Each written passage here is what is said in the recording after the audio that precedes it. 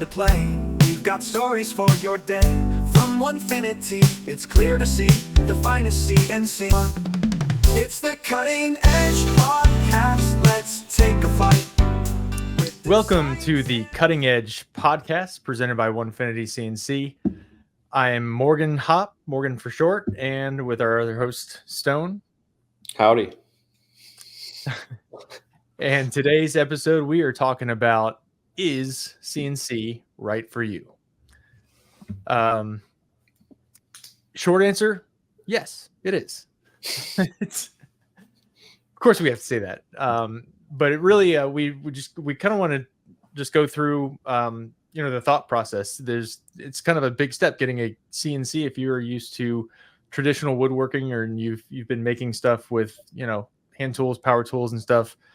Taking that leap to CNC is a big step, but it, at the same time opens up a world of new possibilities.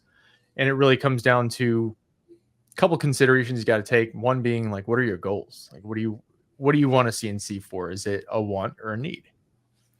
Yeah. I mean, I think a lot of it, it really is like, do you have enough demand for this in your small business? Or if this is a hobby, is this something that you're really going to spend time with? Is this something that's worth the investment? Because it's not just investing money, it's also investing your time and your effort, and a lot of your brain power sometimes. It does have a learning curve. It's not just something that you can just pick up and immediately just be a professional at. It's going to take time to learn the software, to learn your machine, and to learn all of the things that go with that, not just in the CNC world, but also, getting your material ready, making sure you have the equipment to do that, the equipment to finish your parts after you pull them off the CNC. So it's not just a one-step process. There's a lot that goes into it. So there's a lot that you need to think about when you're looking into that. Yeah, absolutely. So I think a lot of people that buy our CNC, well, just CNCs in general, but kind of have this vision. They either have a day job and they are ready to kind of kick their side hustle into high gear, and the CNC is the vehicle that will do that for them. So some people kind of have like, a product that they've been making or something in mind that they already have demand for, and a CNC would just, exponentially just make that process easier and faster. And then some people don't have anything really set up at all, but they just have this idea. And they're like, the only way to really do this and do it efficiently is with a CNC, kind of like a, if you build it, they will come kind of thing. But again, it still comes down to like, what are your goals? Maybe a CNC isn't really necessary for what you want to make, or maybe you have something that you want to make, but you don't need to make a whole lot of them, but you want the precision and just kind of the highly detailed stuff that you really just can't do by hand, or would just take an incredible amount of time to do by hand. Mm-hmm. Or maybe there's, you just want to batch out 1,000 of one widget or another, and just run the machine day and night. So either way, a CNC is an incredible tool to have, but still, it really just depends on what you want to do. Yeah, so let's kind of get into that a little more. So let's take it from the angle of somebody who's kind of the weekend warrior type of, they have a full-time job, but when it's the weekend, they want to get out in their shop and they're making products for Etsy maybe, or, markets, stuff like that. So let's talk about it kind of from that angle. So you're making projects that you're selling, like we said, on weekend markets or on Etsy, but you don't have a ton of time allotted to work in your shop. So people like that, where they get home Friday at 5 o'clock or whatever, and then you've got, 48 hours basically to get a week's worth of work done. If you are making things like we said, just little things you'd sell on Etsy, a lot of those things like trays or what's another something you sell on Etsy? Like Signs. Hamilton makes makes a bunch of whiskey smokers. Oh You know, yeah, it's yeah, a small item that you know, he can batch out a whole bunch of them on his machine in a day. And you know, I mean that if you've got limited time and you've got, you know, one just kind of slam dunk product that you just want of, that's, you know, he made a bunch of those with his machine. yeah. But little stuff like that. But stuff like that where you can make 30 or 40 of an item at a time. Um, Once you set up your CNC, you attach your material, your file's good, and you start your machine. You can let that run for an hour or 2 hours or however long it takes. And while that's running, yes, you want to be, you know, aware of what's going on around you in your shop. But at the same time, like you can kind of set that and not forget it. But you know what I mean, where you can go about doing other things where that is not taking up any more of your time. You can focus on getting other things done. So it's almost like having an extra employee for you. I know a lot of people joke about like putting my employee to work, but it really is because you tell it what to do. You get it started, and once it's started, it just goes and it does the job while you do something else. Yeah. So I know one of the Onefinity users that I've met a few times now, Ryan from Another Piece of Wood. Uh, he bought a machine real early on, and he was doing smaller stuff, here and there. But then because of the machine, he was able to get a contract for I don't know if it's a plaque or a trophy store or something like that, but he's making the backers for plaques. And he makes 1,000 of them at a time.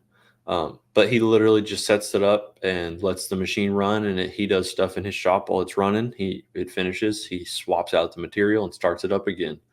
Um, and that in itself is a business for him, I know. Um, but that's just one small example of like how you can kind of take it and just let it do its thing and make a business out of that.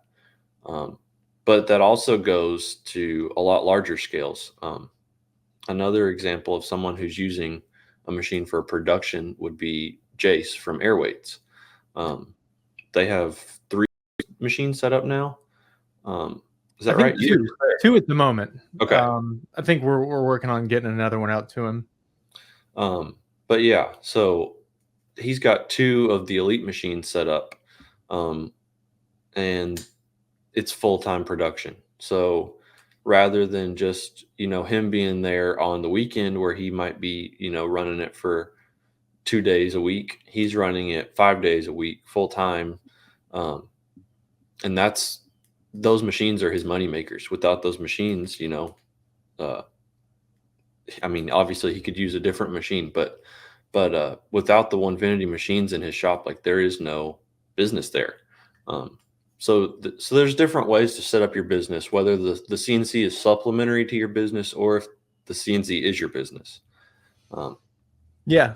And then there's conversely, like, so there's Ryan, who's, making a whole bunch of plaque backers. And then there's Jace, who's making his air weights. There's another guy that, we got to get a machine out to this guy, but, he makes those crazy like trapdoor tables. Yeah, we got to get a machine out to him. I got his address and everything, but he's not batching out like huge quantities of anything, but he makes these just insane, elaborate bespoke tables with like little trap doors and like hidden compartments and stuff. They're wild, but he's got these highly detailed carvings on them that I'm amazed that he's able to do them. He does them with a Dremel tool, which just blows me away that that somebody could do that or have the patience, and not even just the patience, but the talent to do it in the first place. But he's like, oh yeah, I could do way more of these things if I had a CNC. So, but it's not like he's he's not batch churning out a whole bunch of them, because the rest of it he's doing for the most part by hand. So, the limiting factor is still the rest of his process, but that part of it, at least, he would be able to run those parts on the CNC while he's working on the other parts of the table by hand, which have to be done by hand. So it's a what do we call it? It's not a time saver, it's a time multiplier, because it's doing one time consuming part of your process while you're working on another one. It's a good point. It's not, I never thought about that, the time multiplier versus the time saver, but it is, because you're really, you're not losing any time. Right. You're actually gaining it, which is kind of weird to think about. But yeah, I guess that's what the automation side of things kind of does. Yeah. So if your throughput, at one time depended on, everybody's got 24 hours in a day and two hands. God willing, still has two hands. Maybe some people have three. I don't know.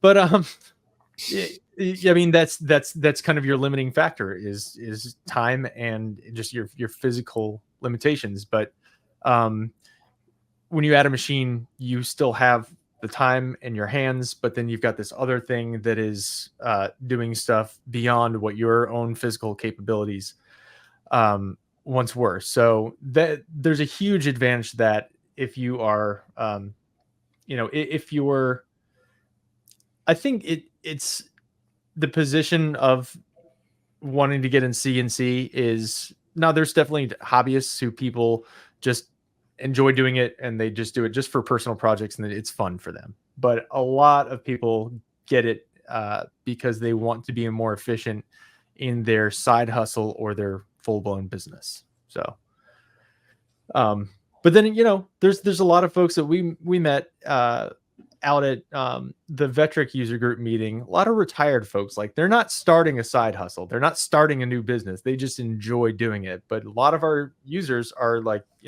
older people that are retired and just have the space, they have the they have the disposable income to put money into material and machines and stuff. And so yeah, I mean, there's no right or wrong reason to want a CNC. Well, maybe there are wrong reasons, but I guess I would say there are a lot of right reasons. I don't know. I mean, like you said, we do have a lot of older customers who are, retired, and they have more time and more finances available to them because of the situation that they're in. But at the same time, I think that the whole world of hobby CNC really is kind of going towards being a much more accessible, much more affordable market where, 10 years ago, a hobby CNC was a down payment on a car versus now, I mean, it's a couple grand. But speaking relatively to what it was, I mean, it's so much more cheap, so much more accessible. I think that a lot of people are kind of getting into it just as a hobby, because even if you don't know what you're going to do with it, if you do enjoy what you're doing, you learn different ways to do things on the CNC, or you come up with different ways to make things, or like Hamilton's doing. He bought his CNC after getting out of like the commercial furniture space, and now he's just using his CNC as his whole business. So it's not like you can't build a business off of it either. It really is kind of determined by your dedication to it and the amount of time and the amount of resources, I guess, you have to kind of throw at it. Yeah, and we go out to shows and we meet a lot of people. A lot of them have a CNC. A lot of them have one on their wish list and haven't pulled the trigger. And there's a lot of like objections that come up, like, I want to get one, but and a lot of the time is either it's financial restrictions, or a lot of it is spatial constrictions. They don't have they don't have the space for it. A lot of people will have like a 1 or 2 car garage, and they have everything that they have is on casters. They basically pack up and unpack up their shop every time they want to make something, because they got to park a car in the garage. And so CNCs, traditionally, even smaller hobby-sized CNCs, before Onefinity, were not that easy to move around. Certainly not easy to put together and break down. But with our big one, the Foreman, and actually the Journeyman, we don't recommend putting on the folding stand. But you can put a Journeyman on there. Yeah, the Foreman is just too heavy to do it by yourself. That's the only reason we say don't do that one. But yeah, so we have the rolling folding stand on our quick change wasteboard frame. So, I mean, you literally, it looks a lot like a job site table saw. Those stands, you fold them up and then you walk away with it like a wheelbarrow. And that's what our rolling folding stand looks like. So you can have a CNC up to a 32 by 48 capacity that folds up and sits against the wall. So I think that, or you can have it, I mean, just mounted on the wall permanently. So it's not taking up any floor space at all. So that's, I think, been a huge benefit to our users that previously were just too limited on space to be able to get into CNC, and that being their only thing preventing them from getting into it. So, well, I mean, especially with like the rolling folding stand, I know a lot of people who don't even have room to set it up in their shop, but you can put it on that stand and roll it right outside in your driveway or whatever, and you set it wherever, and it's good to go. So it just takes away a lot of the limitations, really. I mean, that's all it is trying to eliminate as many of the little things that may get in the way of making your workflow work for you. But I think having the ability to, like you said, to move things around, if you have to park a car in a garage or mount it on the wall so it doesn't take up more floor space, those are all good things that I think a lot of people don't realize are options. Just because people are so used to seeing a CNC mounted to a table and never being moved. And then you also talked about like the modularity.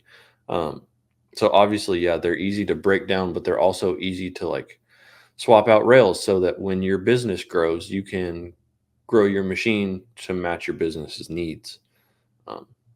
Yeah, that's a huge advantage too. Is it's a machine that grows with you. So you're not stuck with a size that isn't really getting you the throughput that you need to get where you want to go, and then you just have to like sell it on marketplace or whatever and get a whole new one. I mean, it really can grow with you, and it's very easy to modify and upgrade. And then the other thing I was gonna say is like, so speaking of spatial restrictions, my shop it's very, very small. It's 284 square feet. So it's 11 by 22, which is roughly the size, a little bit smaller than like a standard single car garage. And I have 3 machines in here. Now that's not usually, that's not normal for most people. Most people don't, but I have to have, one of each machine, one of each type of machine, really, to be able to kind of show different stuff on different machines for different videos and stuff. But anyway, but I have a 4x4 and a 32 by 32, and then the little guy, the 16 by 16, he's on the wall. But it's really about just being clever with the space that you have. I mean, if you do have even a small shop setup, and you're like, well, all the floor space is taken up. I don't have the floor space. Yeah, you do. So the 2 of mine are on, they're both on QCW frames, but I have them low to the ground, and at the bottom of the feet of the QCW frame are 3/8 threaded, to where we have like some leveling feet that you can put on there. But there's also casters that you can get with just 3/8 threaded stems. So I just put those in there, so I can roll them around. But um, it's not something that you have to like be hunched over, and like you're not operating a CNC. It's what I call passively operated. So some tools are actively operated, like a table saw. I mean, you're standing there using the material on the saw router. Lots of tools are actively operated, but there's some tools that are passively operated, such as the CNC, where aside from getting down and changing bits and loading and unloading material, you're not having to be, standing there operating the machine, or handling the material. Uh, so, like a CNC, a planer, or a drum sander, once those rollers kick in, it becomes passively operated. The tool does its thing at a certain point. So, it being low to the ground it's like not the most comfortable thing while I'm there for the 2 or so minutes that I have to be up close and personal with it, but it's worth it to me to have a CNC in my shop, in kind of an unusual position in the shop. But so yeah, I mean, spatial restrictions are, it's maybe it's lack of imagination is what their problem really is. Well, I think you saying lack of imagination kind of made me think of this. With the CNC, there's not a whole lot you can't do with it. I mean, most of the things that you would do with just about any other tool in your shop, if you can think of a way to tool path it, you can typically achieve it with the CNC. And I think that's another cool thing about it is if you have a need for something, anything really, if you can figure out a way to design it and tool path it, you can pretty much make just about anything with the CNC, which is really cool, because it can fill a lot of different needs and like different voids in your shop for certain tools that you might not have access to. I know one guy that I used to do some work for years ago, but he does a lot of like reclaimed wood stuff, but he has some connection with a sawmill somewhere around, and he just gets these giant slabs, and he has a big CNC. All he uses it for is flattening slabs. Mm-hmm. Puts a big old slab on there and just lets it go. Because I mean, otherwise, how do you flatten something that big without a just enormous flattening slab? If you don't have like an industrial jointer or something, or sometimes I know people have to drive like an hour, 2 hours just to get a cookie or a slab flattened. Mm-hmm. So having the ability to just throw it on there and just let the machine work while you go about whatever else, like we've talked about. Yeah, that's a huge deal. yeah. So it really all depends on what your goals are, what you want to do. Even if you're just making personal projects that you're not trying to start a business, but there's a there's a part of your process that you would rather not have to do, or have to do by hand at least. I know for a lot of people that would be sanding. If we can get CNCs to sand projects for us, and I think Hamilton did that, or some version of it. There are some things out there that you can put like a sanding disc on a CNC, but it's not the same. No, it's not.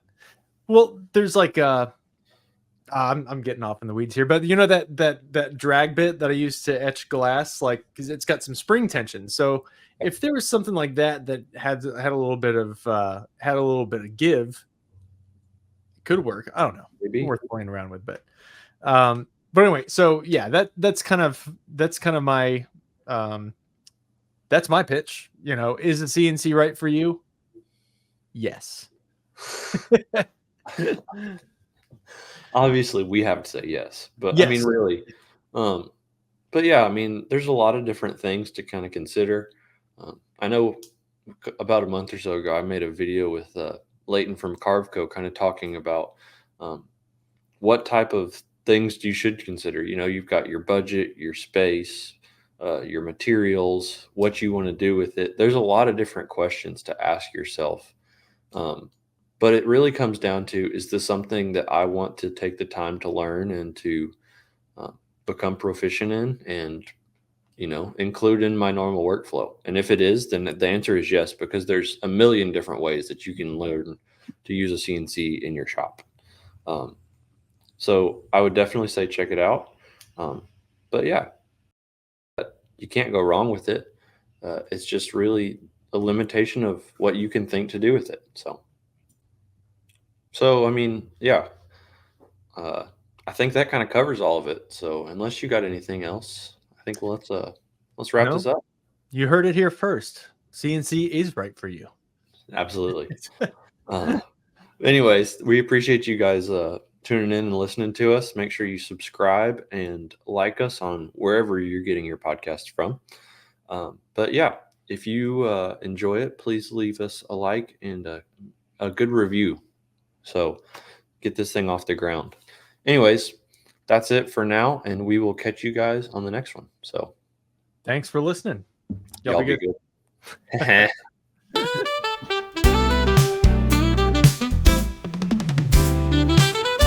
Gather around, it's time to play. We've got stories for your day. From Onefinity, it's clear to see the finest CNC. It's the Cutting Edge Podcast. Let's take a flight with designs and tools that ignite. From wood to steel, we peel and reveal the art of making done just right. Tips and tricks that elevate, craftsmanship that's first rate. Join the fun, we've just begun, the cutting edge awaits. On this journey side by side, hear the stories far and wide. From dream to deed, with utmost speed, where passion takes its stride. It's the Cutting Edge Podcast. Let's take a flight with designs and tools that ignite. From wood to steel, we peel and reveal the art of making done just right.